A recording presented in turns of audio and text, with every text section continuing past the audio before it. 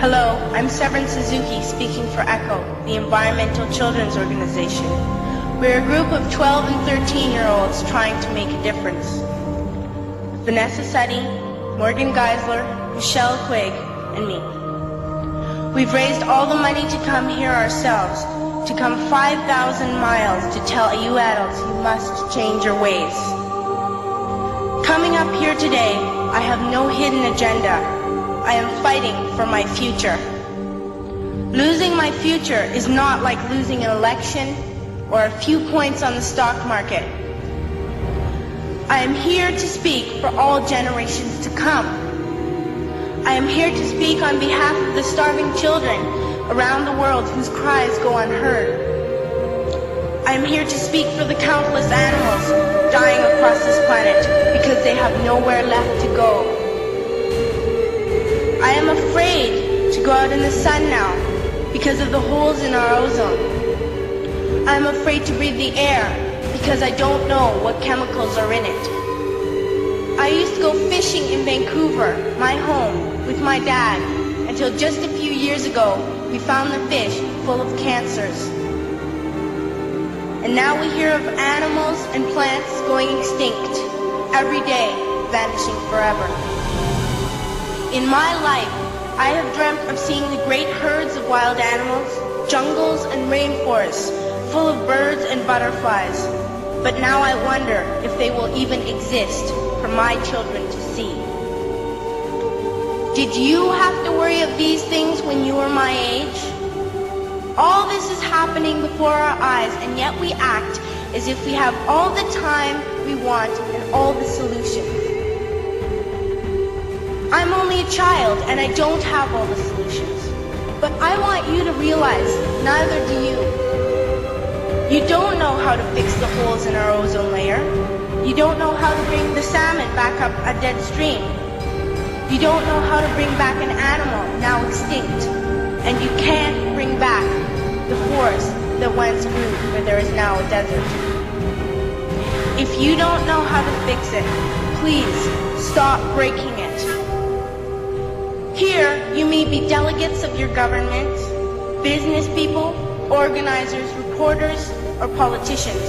But really, your mothers and fathers, sisters and brothers, aunts and uncles, and all of you are someone's child.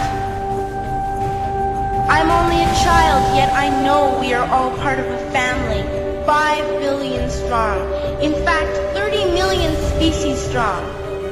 And borders and governments will never change that. I'm only a child, yet I know we are all in this together and should act as one single world towards one single goal.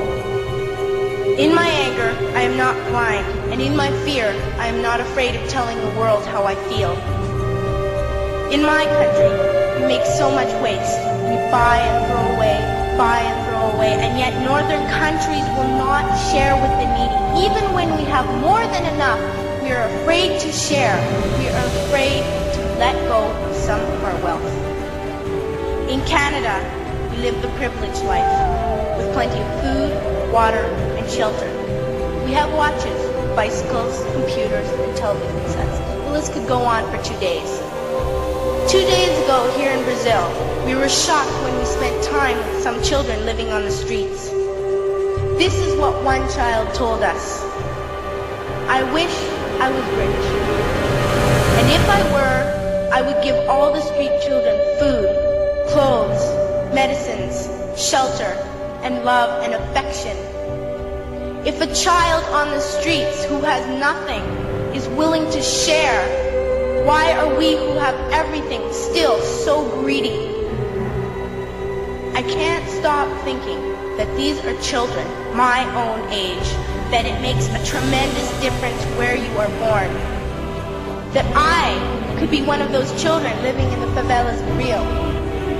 I could be a child starving in Somalia, or a victim of war in the Middle East, or a beggar in India.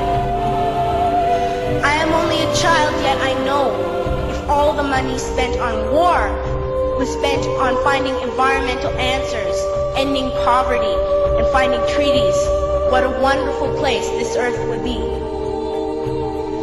At school, even in kindergarten, you teach us how to behave in the world.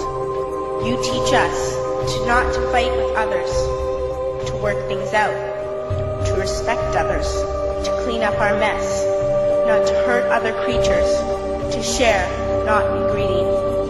Then why do you go out and do the things you tell us not to do? Do not forget why you are attending these conferences, who you're doing this for. We are your own children. You are deciding what kind of world we are growing up in. Parents should be able to comfort their children by saying, everything's going to be all right. It's not the end of the world, and we're doing the best we can. But I don't think you can say that to us anymore. Are we even on your list of priorities? My dad always says, you are what you do, not what you say. Well, what you do makes me cry at night. You grown-ups say you love us, but I challenge you, please, make your actions reflect your words. Thank you.